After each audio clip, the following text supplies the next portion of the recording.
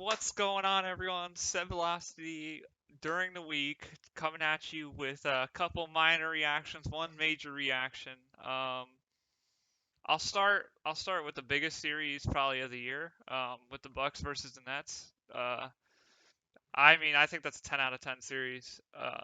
Credit to Kevin Durant. I think that while some of ESPN and other news networks are still saying LeBron's the best, I am going to go on a limb and say that KD is the best now.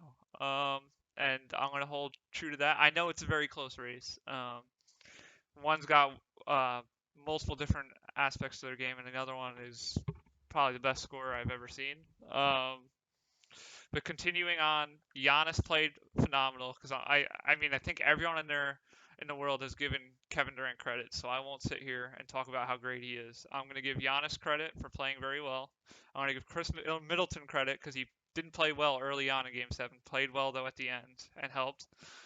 Drew Holiday played really well too. I believe he had 20. Uh, Overall, though, I think me and you both said it earlier today. That was probably Giannis's best playoff performance, if not his best career performance so far. So, did you want to add anything to that? Yeah, you just missed one name to Brooke Lopez. Brooke Lopez Yes, had a really big game as well. he finally bullied Yeah. Blake Griffin. Oh my God. He did not. Blake Griffin actually played a good game for the He Nets, did. in He did. fact. The only problem was he fouled out, and so did PJ Tucker. And I don't know if you noticed this, Ev, but I picked up on it. You remember that insane clutch fadeaway shot KD had hit? Did you notice what side of the court he was on? He Hmm. was literally right next to his mom. Yeah, Mama Durant, she's the real MVP. She made that shot go in. it's a shame his foot wasn't a centimeter shorter. I know. When I thought, I said the Bucks are so lucky his Yeah, foot was on the line. and But honestly, I have a big criticism for him though. The last the shot air now ball. to end the game, yeah, that was to me. I think that was an unnecessary shot. He took a tougher shot than he really had to. 'Cause I'm trying to remember who was covering him. I Well, think it was Drew Holiday. And it was like 8 seconds left on the clock. I th- of the inbound, KD. I think not. He probably wouldn't have been able to get all the way to the rim because assuming that Giannis and Lopez would have probably came up to help. But we know where he's mostly on that mid-range pull-up yeah, jumper. Like he was so deep out that three. I think KD he could have taken a dribble into the elbow and risen up for that shot, which we've seen him hit over guys multiple times. So I think he took a more difficult shot than he actually had to. So that's costed them the game at the end. yeah. Stephen A. Smith mentioned it. I'm pretty sure on First Take. He said he doesn't understand why KD didn't run the floor in that situation, and Yeah, I personally agree. I mean, yeah, because he could have done it. We know that he could get wherever he wants. It's not yeah, like he was about to pick up his dribble. It was a matter of decision making right there. and I think his mindset the entire time was, well, I made the shot multiple times in big game scenarios, but it was just heavily contested. And it would have been absolutely incredible if he made that shot. But the way that it was contested and how close, I forgot who was covering. I think it was Middleton. Um, Oh, it was Middleton. Okay, yeah, I think it was either Middleton or Drew Holiday at the end. I yeah, think I but think Drew Holiday was covering him in the midcourt, and then I think that's when Middleton picked him up. But I could be wrong. yeah. But it was Yeah, but very I'm saying, closely contested. yeah, like a spinning one for fadeaway from the 3 point line, like Yeah. that's too tough of a shot. Like KD, you could have gotten it. If anything, you're the best guy out there at creating an easy Yeah. shot for yourself. And I think that if he was able to find the shot quicker running the floor, I would have Yeah, probably tried to take a shot with like the 4 second mark on the off chance I missed it in case I could have my teammate grab a rebound and maybe get one more shot up. Um, yeah. because I also I don't found it. think regardless the Bucks would have been able to get a shot off in that situation if he did make it. Yeah. I also found it very interesting too how like Harden just knew right away to give KD the ball. Like how the other point where Harden had the ball, he gave it to KD and moved out the way. Yeah. And It was just interesting because in the past, we've seen Harden as a go-to guy to get the ball every time. I'm not going to make excuses for the series in regards to injuries. Injuries happen, and it's a part of basketball. So any player on any team could have gotten injured. So I think that people should just recognize how good the series was with the players that were on the court, and not talk about who wasn't there, whether it be Kyrie or Harden. It is what it is, and there's nothing you can do to change it. And the same goes for the Clippers and Kawhi Leonard. If they lose the series against the Suns, it's the scenario that's played out, and you have to roll with it. So injuries happen. You got to roll forward. Nothing changes. Yeah, but let's be real. We know the real reason why like people bring up injuries is when like people want to give too more overstate, like give too much credit to the winning team, or like claim someone's the best in the world in that Yeah. situation. And I But think it's also a really good excuse for everyone to complain about why the Nets lost. And I get it. The Nets probably would have been in the conference finals right now if they had everybody yeah, perfectly healthy, but that's not the way basketball works. And Giannis or Middleton could have easily gotten hurt. They lost DiVincenzo, and I'm not saying DiVincenzo is Kyrie Irving, but I'm saying people lose guys. So it is what it is, and you got to move forward. Um, Going into the Suns Clippers, I'll only talk about this really briefly because we want to talk about obviously something else. Um, Suns played really well without Chris Paul. Devin Booker played really well. Cameron Payne played well in the starting position for Chris Paul. DeAndre Ayton was DeAndre Ayton. Devin Booker looked better than I expected. I did expect there to be some regression without Chris Paul. This game was still closer than it should be though for Devin Booker having 40 points. I think Paul George had like 28. I want to say Reggie Jackson had like 27. If I'm not mistaken, Marcus Morris did not play well. Terrence Mann only took 4 shots, which I didn't like because he made most of them too. I think that they should give him the ball more after his last game. Uh, we still don't know what's happening with Kawhi Leonard. They didn't say he officially tore his ACL or not. People are talking about whether or not he'll be back for the series. I have no clue if it's load management or if he's look, man. actually injured at this point. Hey, you know, if we want the truth, we just gotta hit up Uncle Dennis. Yeah, exactly. So I can't understand what's going on there. Uh, DeMarcus Cousins, I wanted to talk about real quick. He played well in the beginning, but I want to point out that he managed to have 5 fouls in 12 minutes, which is absolutely asinine. I cannot understand how you can hack people so many times, reach so many times, and draw that many fouls in such a short period of time. And He's reverting to his Sacramento days. if he was able to just play back, um, and play a little bit less aggressive defense. Like you could play defense, but you can't just be so rough. Um, because I think that's where they're gonna lack for the Clippers versus Suns. They're gonna get eaten alive by DeAndre Ayton. I mean, Nicholas Batum's the biggest player in their lineup for their starting lineup. At 6'8". Yeah, so I think DeAndre Ayton's gonna eat him alive. But Cousins was a good idea to kind of counter that, but he's just fouling everybody. His offensive performance is pretty good, but you can't play like that defensively. So Yeah. Plus, he doesn't have the legs to move with yeah, Aiton. and Zubac's not relevant. I'm sorry. Yeah, he needed LeBron. Rondo didn't play well either. I wanted to point that out. I think he had a pretty bad plus minus, and I don't think he contributed a lot. Pat Bev did okay. I'm not saying either is better than the other. Rondo's more seasoned vet, but he does have inconsistent games, so it could be just a rough start. Or maybe he's at the point now where like we're actually starting to see him like Regress. age to the point where he's not like effective like he used to be. Maybe last year was his last stint of playoff Rondo. Oh, one more thing about the Bucks Nets. Sorry to rewind here.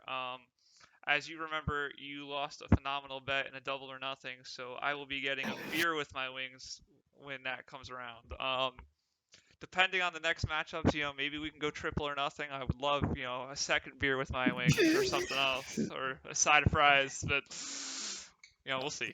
You know what? I won't mind. I'll go quadruple and nothing if I get to see you get alcohol poisoning out at Buffalo Wild Wings. That'll be a treat for me. It's fair enough. So when we were talking about the bets now it is 2-0 this year. 2-0. Keep that in mind. Wow. Yeah, two. Yeah, but overall, you're like 2 in a million. Undefeated. Um, so now we can get to my favorite topic of this video, and that is the Philadelphia 76ers and the Atlanta Hawks. Since I already know where you're gonna go with your talk about the game, I'm gonna talk about the Hawks for a little bit because I know perfectly well that you're going to tear into the Sixers and how they played. Um, so first, I want to give huge credit to Kevin Huerter. Well, first Nate McMillan of all people, like because he made phenomenal adjustments. I think he saw that Kevin Huerter was a mismatch for Seth Curry, and it wasn't seen as much earlier in the series, and he chose to abuse that and find as many looks as he could for Huerter, and he scored 27 because of it. Trae Young did not play well, but he played well towards the end of the game. He knew what he had to do to end the game. And then Gallinari off the bench played spectacular. And I have to give credit to John Collins for wearing that wonderful shirt of posterizing Joel Embiid um, in the post game. So moving on to the Sixers, I'll talk really quick and then I'll let you talk. Embiid played pretty well. I'm gonna flame him a little bit because I think he does deserve a little bit of blame. 8 turnovers is unacceptable. Was it 9 turnovers or 8? It was 8. Yeah, 8 turnovers is unacceptable. And losing the ball at the end of the game in such a crucial moment is not ideal either. And I know there was a couple clips or a clip or two where you could see him getting extremely frustrated at Ben Simmons. Completely fair. I get that.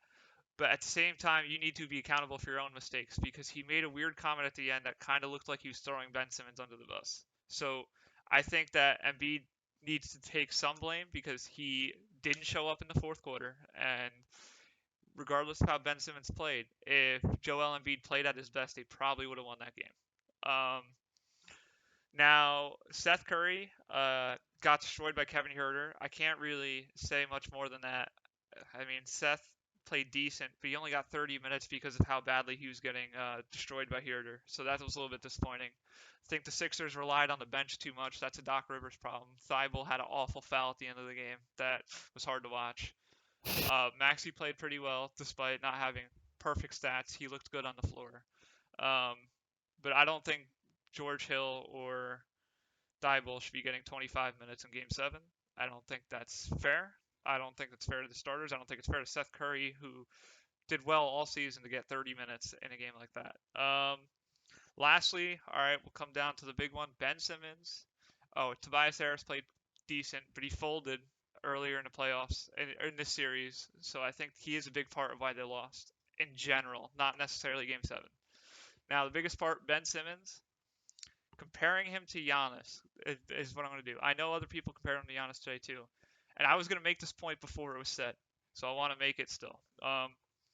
The difference between Giannis and Simmons, while both of them struggle to shoot, is Giannis is willing to get better at shooting, and he has the confidence to take open shots. And I think that's important in getting better as a player. No matter how older you are, 35, 27, 22, whatever it is, you need to take shots to gain confidence. Even if it isn't a game 7, you need to get in a rhythm.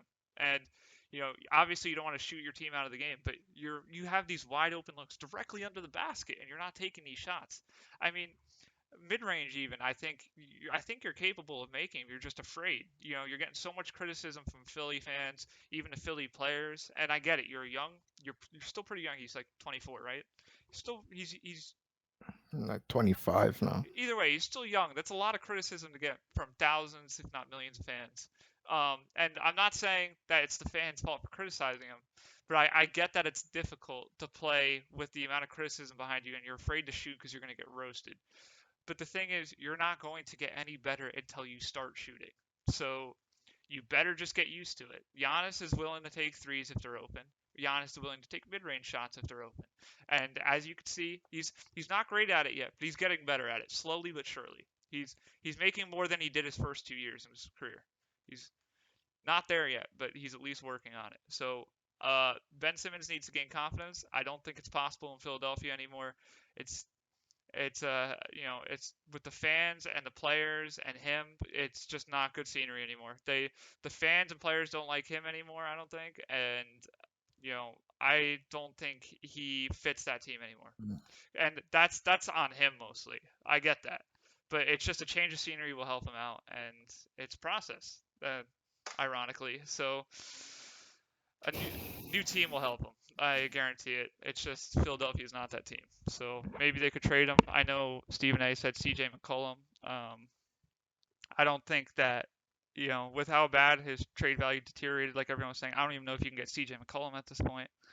Um, I even think like a guy like Cameron Payne or something. I know he's a backup point guard, but someone that has potential to get better. Because Ben Simmons is not that guy. So that's my end of my rant. I'll let you talk. I know you have plenty to say, and the floor is yours. Everyone, you have no idea how long I've been waiting. I was so anxious. I think I need to get on Velocity. I thank Evan for allotting some time today. Let me get this off my chest. I'm gonna save Ben Simmons for last for the most part, but I'm gonna also start with him a bit just to kind of refute some of what you said. Not at your points, not in terms of your critiques of him, but in terms of like relations with the fan, because I'm out here in Philadelphia, so I'll have more insight than you. Let me tell you, Evan, like Philadelphia fans up until like last Oh, they night, supported him. they I want to say that they yeah, loved him. they They always they gave him love him. every They chance. made so many Yeah, excuses, yeah. This is just the so straw that many. broke the camel's back. This is Yeah, like the last straw. like because they try to love it, and I told you even me myself. As much as I criticize him, I like him as a player. I like because in reality, he's just one of those guys.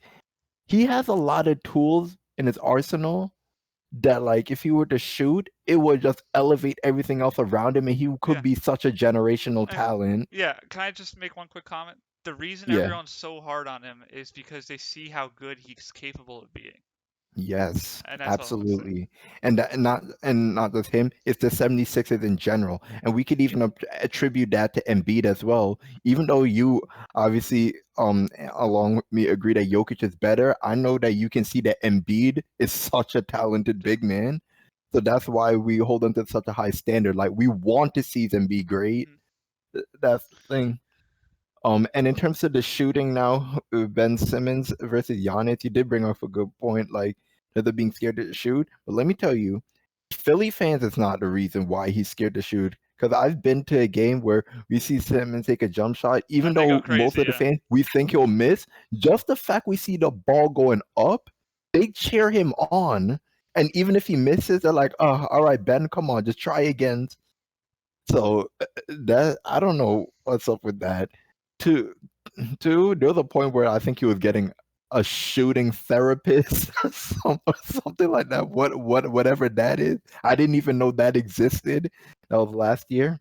Or apparently all those videos on Instagram of him practicing shots, working out in the gym was for nothing. Those preseason 3-point shots were for nothing. But I think, but in terms of comparing him to Giannis, like I don't know if I said this to you before, but the reason why I always compare him to Giannis is because in terms of their build and stuff, Giannis is what Ben Simmons could be if he had that aggressiveness. He had the similar kind of athleticism. Giannis is 6'11", Ben is 6'10". Ben is actually a better ball handler than Giannis, so he should be able to get to the rim as easily because he had that explosive speed and vertical as well. He just doesn't have as much muscle either, though. That's the only problem. He doesn't have as much as Giannis, but Ben is a strong player. Yeah, but Giannis has. But even when Giannis was skinny before he put on all that muscle, Giannis was always aggressive going to the rim. Ben just isn't. Like it's like he's scared. He's scared to try to put up a shot. But I'm gonna save for last, where I'm really gonna tear into him. This time I'm gonna start with Embiid. I agree. He did have a good game. But as I kept saying, Embiid early on in the games, he's such a monster. But when it comes to closing, those closing moments is where you see the difference between him and Nikola Jokic. I will say this: I won't say he folded away the entire fourth quarter. I would say the remaining 4 minutes of the game, 3 minutes of the game is where he started to drop off, because there were points where Atlanta looked like they were about to take off for a run, like into the 7-point margin. And then Embiid, I think he hit 2 threes, and then he started killing Capella from that mid-range elbow. I was actually impressed because I think they kept feeding Embiid the ball and he was scoring. He's getting aggressive. But now, I think A I don't remember. superstar can't have a good game though in a game 7. You can't just have a good game as a superstar. Yeah. Numbers wise, you could say it was arguably a great game aside from the turnovers because he even shot with a high efficiency. Yeah, But but where but if he was shooting like 70% in the game, why does he drop off to 50%? It's those last 2 minutes of the game. But once again, it always happens. It's usually not even necessarily a matter of him missing shots. It's bad decision making, turnovers. He always gets to turnovers in the worst times of the game.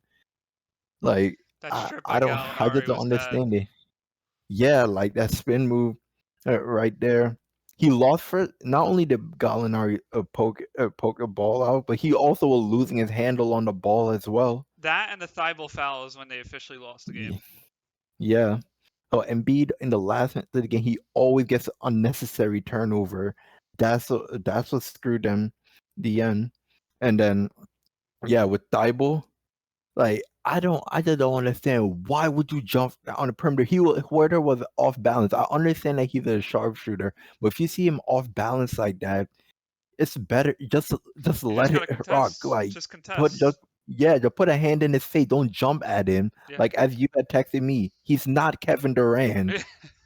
He's Exactly. not. There was no Yeah, reason to, other than just chase him down, put a hand in the face. There was no reason to jump on top of him trying to get a block. yeah. Oh, and then Tobias Harris, he was bad early in the game, but he started get hitting some key baskets for us later on. He deserves I criticism feel too. like He was just the Maxi third should star. have gotten some more minutes.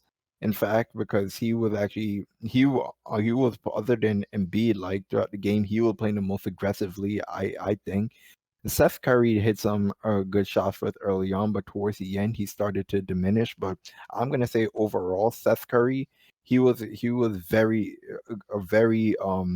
effective piece, the puzzle for the Sixers this year, He performed and above expectations. Yeah. yeah, I mean yeah, I don't have any criticism at all for overall in this series. Even if Yeah. he didn't really show up too much towards the end, I think he was very valuable. He added more value to the Sixers than JJ Redick gave to them in the past, I think, all around. Just not enough minutes. He only got 30. Yeah. But I think part of that was he actually had gotten into early foul trouble as well. And Herder too. Yeah. Yeah. And now off to Ben. Big Ben. Uh 6'10", driving to the basket. Oh, defender pokes the ball loose again. He picks it up. The bat is just you in the basket. You're right in front of the basket. The guy to the left of you who would contest you is like 6'2". I think it might have been Lou Williams. And he Someone that wasn't even small. close. Wasn't even close either. All he had to do, because I understand what's it called. Maybe you're scared if you're a smaller guy, you're scared to put up a layup and stuff because it might miss or you might get blocked or whatever. Or if you're like Patrick Ewing in the old days, going up for a soft finger roll and it rolling out the rim. But you're right there with that athleticism. Jump and dunk that ball. Dunk it. What does he do? He dishes it out to was it who was it? Was it Shake Milton? Was I it I Thibault? know it wasn't Embiid or Curry because they were both Yeah, flipping out as it happened. yeah. I think it was Thibault.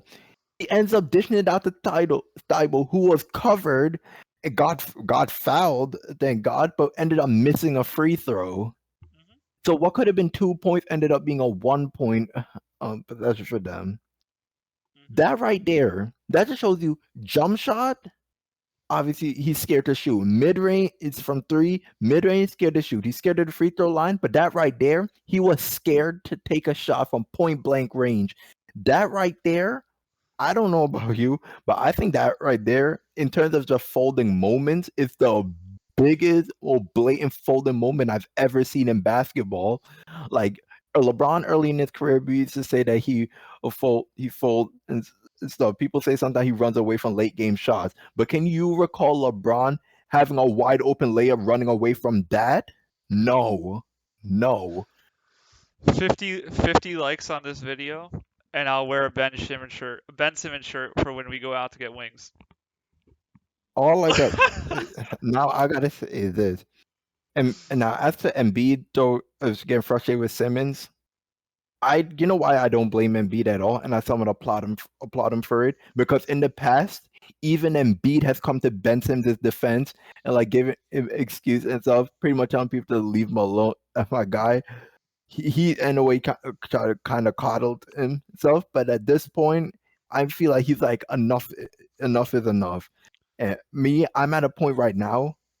I said I like Simmons. I'm done with him now. I If am done with him. The 76ers, if they want to get anywhere, like the saying, they're a Ben Simmons shot away from winning a championship. Now it's either Ben Simmons or the championship. Get rid of him, if trade him. if And I got to say this too about Doc Rivers, because you know I'm a Doc Rivers fan, and I'm gonna let everyone know Doc Rivers is actually my favorite coach of all time. Part of it being among the Hall of Fame coaches, he's the only black coach that has that level of stature that's up there with the other greats. I think that's very influential. But to help with that, he was straight up outcoached by Nate McMillan, and honestly, I would not even blame. I doubt they're gonna fire Doc Rivers, but the 76ers, I think their GM or the front office, they need to put pressure on Doc Rivers now, because he barely made a difference compared to Brett Brown in past years. Did not make enough adjustments in the game. He needs to be held accountable. Like, I defended him being fired from the Clipper, which I don't think he deserved, because his players straight up folded on him. But in this case, he was directly involved, I believe, in what went down in this series. And back to Embiid, I mean, I'll give him some credit for this, because as you did earlier, playing on a torn meniscus, a slight meniscus tear, like, clearly it didn't hobble him to the point where he couldn't play. But I think we can both assume he was undergoing knee pain throughout the yeah, game, because there were points where he would grab his leg. So kudos to him for that. And we could tell like he wasn't running the floor as actively as he normally did, but he made adjustments in his game to make him effective. In fact, I think this is the most effective we've ever seen him been overall in the playoffs. But Embiid, you need to take over in these moments in the game. And when I say take over, like this time, I think in a way he might have misinterpreted the word take over. In past times, he was either like too passive with the ball, either not getting the ball at the end, or or just not being active at all toward the end of the game.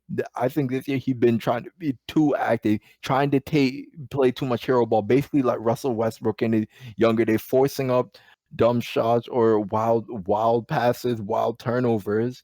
But now he's needs to find a middle ground. You need to make the right decisions towards end of games. Being a clutch player doesn't necessarily mean hitting the insane basket. It's you controlling the on the offensive end, control the offense, assessing, making the best decision possible for your team to ensure that win.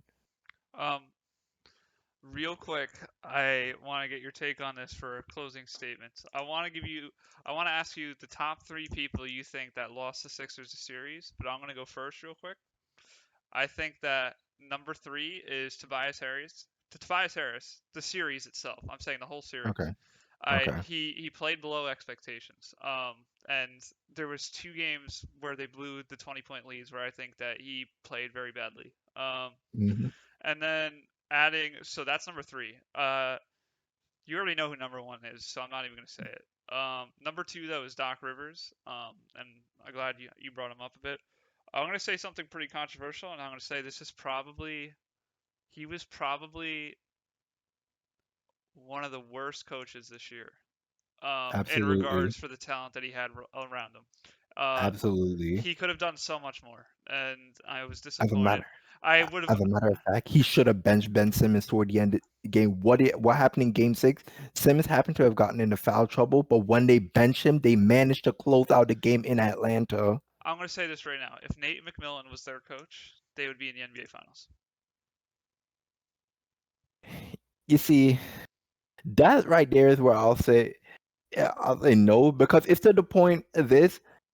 You, it's hard to measure the accountability you give coaches, because sometimes it really comes down to whether the players execute or not. Because like if I get that, Embiid could very well still have folded like out there on the but floor. In that case, we can't blame McMillan for that. So maybe we won't say the NBA Finals in regards to having to beat the Bucks, but I think at least I don't think he blows those 20-point leads if Nate McMillan's the coach.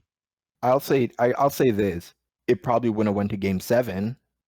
I think they would have won in 5 or 6, Yes. and then we would be talking about Bucks versus Sixers, which is a series I would have wanted to see.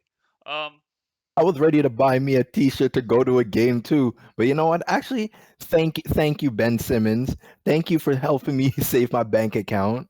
so let's end it with predictions for Bucks versus Hawks.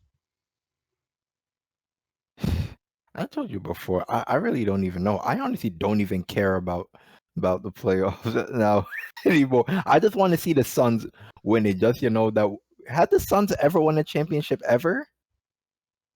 Don't ask me that because I'm I not don't, sure. I'm not sure. I don't think they have. Well, we know they haven't been in the playoff in the longest. We know they haven't won the championship, in our era, the Kobe era, or even the MJ era. Don't So we know it's been a hot minute since they've even been to the finals. So that would be amazing. A team that hasn't even made the playoffs in so long, in the 1 year making the playoffs again, they won the championship. I mean, other than the Lakers last year, but that would be incredible. And CP3 will finally get his ring. So I will say this: right now, I'm at Suns or nothing. Okay, but what about Bucks versus Hawks? Who wins the series? How many games? Oh, again, I don't. I'm gonna say Buck. I believe the Bucks can sweep the Hawks I agree. I think it's gonna. because I I think think. it's gonna be similar to Miami because of the size. I think the Bucks take it in 5. I think that the Yeah, Hawks take at least one game in the A, and I think that John Collins guarding Giannis is going to be tougher than who was guarding him against the Nets. Was it Blake Griffin or I KD think so. wasn't guarding Hey, him? KD, I don't. They were switching around between him and KD. I just know John Collins is a spotty player. He either has a great game defensively and offensively, or he's terrible. But I could see John Collins having 1 or 2 really good games where Giannis won't, play terrible, but I think it'll be a struggle for him. He'll still score a good amount, and I think that any game that John Collins does well usually tends to have the rest of the Hawks playing well. So I think that's going to be whenever they win. So it'll be in Atlanta though. I also think that Trey Young, he's gonna face some serious defense. I Drew know for a fact Holiday, Drew yeah, Holiday is gonna be on him. yep, Drew Holiday is gonna be on him, and then Brook Lopez. I feel like we're gonna see Brook Lopez playing out on a perimeter a lot more, unlike the other series, because Capella's such a great interior defender. But I think if you pulling him out to the perimeter might compromise that a bit.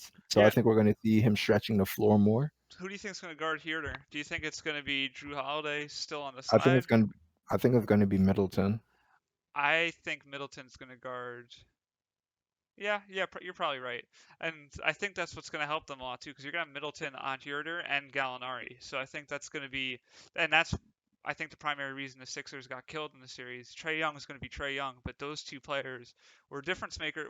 Herder only more towards only Game 7, but Gallinari was pretty good all series. So I think that's going Yeah. to be a challenge because Middleton's a pretty good defender.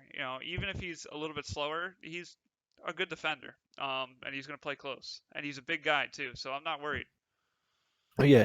Oh yeah. Did we even mention that the Sixers lost about Trey Young having a terrible game? 5 for 23, 20 points. And he was, Wow. I think he was like 2 of 15 at one point or something. Um, so yeah, well, I think if you're up for it, we could do another clip tomorrow. Maybe talk more about the other series in detail since we wanted to flame the Sixers tonight, and I completely get that. Um, but without further ado, we are out of time. And with that, like, comment, subscribe. 50 likes, I promise you, I will post a picture of me wearing a Ben Simmons shirt to when we get wings. I will literally go out of my way to buy it. I promise you guys, when we air this next season, this is right now. This is an anomaly having Evan winning these bets. He knows it too. That's why he's laughing so much. Next year, we're gonna go back to the status quo. You're gonna see a happier Sean, and you're gonna get to see what I like to call Cranky Ev. I'm not gonna say his last name, even though it has a nice ring to it. We'll see. We'll see. So have a good rest of your week. We will potentially see you tomorrow or Wednesday, and enjoy. Who's playing tonight? We got. Is there No, anyone? No one. tomorrow. No one's No, playing, right? yeah, tomorrow is oh crap. Who's playing Suns tomorrow? Suns Clippers, Suns. I think, and then the Yeah, opening series for Bucks and Hawks is Wednesday. yeah. All right, so we'll see you tomorrow or Wednesday. Mhm. Have a good rest of your week. Enjoy the games. Have a good night off, and we'll catch you later.